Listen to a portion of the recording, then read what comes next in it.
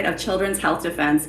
And this morning I'm here with Dr. Rob Brown, who has just authored a book that's being released today called UnPlug, about electropollution and what you can do to protect your health. Now, Dr. Brown is a diagnostic radiologist with over 30 years of experience, and he's the vice president of clinical research, scientific research, and clinical affairs for the Environmental Health Trust. Welcome, Dr. Brown.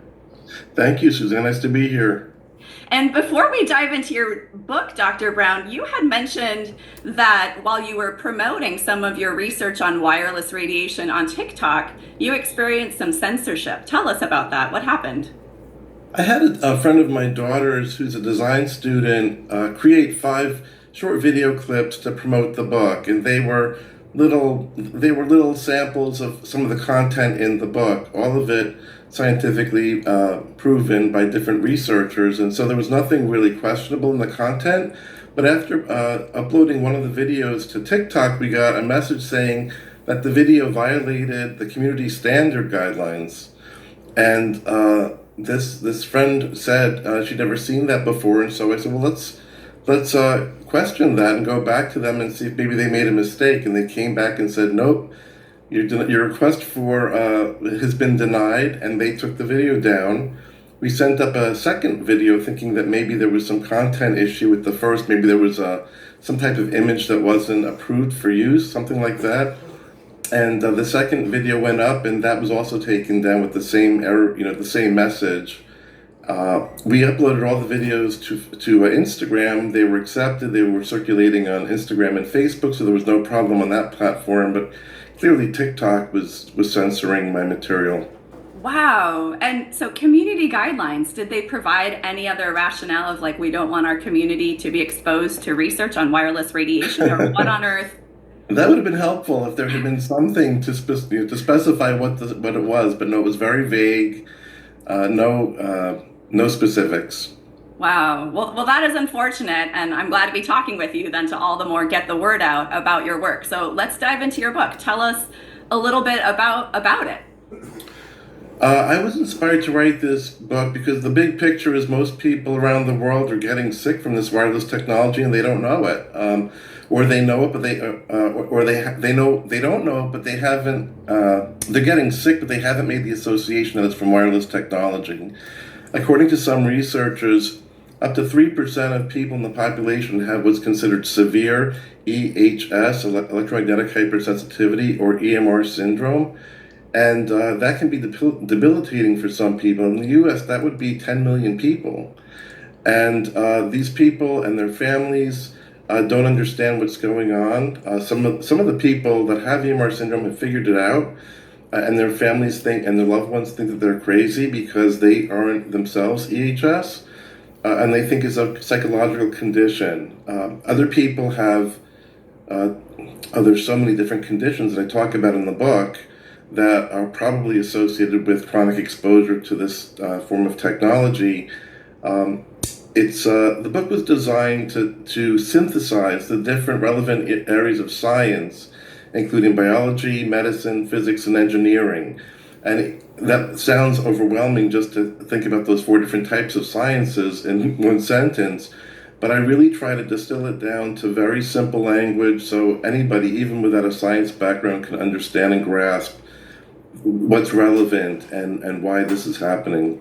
Yeah, and I've read parts of the book so far. I haven't read all of it yet, but you do a good job of that. And I appreciate in the book how you point out that, one of the reasons why there hasn't been as much attention potentially scientifically on this has been that, it is an intersection of multiple scientific disciplines, right? So you have to, biology gets pulled in, and then, but also physics and engineering. So it is a daunting task, especially for academic professionals that have been trained to, in their one discipline, to be very narrow tracked, kind of siloed. Exactly. But I'm grateful for your book that you kind of break it open for people to help them understand. So obviously you can't tell us everything that's in your book, but give us a sneak preview, being that the book is being released today. What are some of the things that you talk about that you'd like to highlight? Well, of course, we're talking about a form of energy that's invisible and you can't hear it and you can't experience it any sort of physical way. There's no way to sense this type of radiation except for light, visible light. And so I start with a chapter on light and I explain the physics of light and I explain the biology of light and how our bodies have adapted and plants and all types of life on Earth have adapted to cyclical variations in the presence or absence of sunlight. And so from after somebody has an understanding of how our bodies are reactive to energy, non-ionizing energy, then I can sort of introduce the idea of lower frequencies, and including what's called ELF, or the frequencies emitted from our power lines, and something called direct electricity, all the way up through radio frequency radiation, which is what we're using for our communication. And so I use the same concepts, which is they are relevant when describing light to the other forms of energy, and then I kind of bring the reader into the impact of that energy on the biological system, on our human body, and then discuss different diseases and ailments that can occur, and then I talk about ways to try to limit your exposure. There's no way we're going to get rid of this technology. I mean, it's here to stay, I believe, but we can protect ourselves and we can create safe spaces or havens where we're not being exposed 24/7. Yeah. And in the book, I appreciated how you do that, but it's not dry. Like I was pleasantly surprised how conversational your tone was and how you shared a lot of personal stories and Yes. personal anecdotes that helped it be an enjoyable book to read instead of this heavy tome of, depressing scientific knowledge. Exactly. Understandably, yeah, some people are still overwhelmed or scared when they start learning about how, wow, my cell phone is radiating and my Wi-Fi router and the smart meter and I work, at my computer. And so, what would be what you would like to tell those people today, just to encourage them, but also to educate them? What should they know? They should know that your bodies are resilient.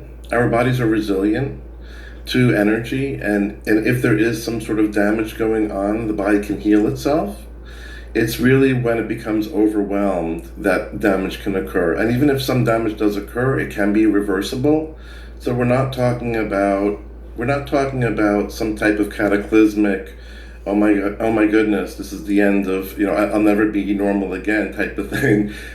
Your body heals, it's alive, you build new cells all the time. I mean, it's not, you just have to know how to change your habits and then you can improve your health. It's really not about trying to avoid this at all costs. It's just navigating it. It's like being on the ocean and there are waves in the ocean. You can still get to the direction you want to go to. You just have to know how to jostle the waves. Yeah, that's a great analogy. That's very empowering and way more doable instead of like just move into a cave. So right.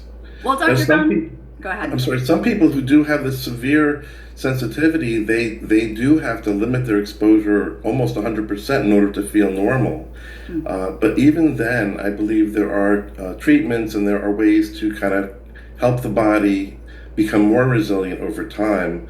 I don't have too much experience with that because I'm not a clinician and I don't treat patients, but I've heard from others that is the case. Dr. Brown, it has been great just getting a sneak preview into your book. Where can people find you and your book?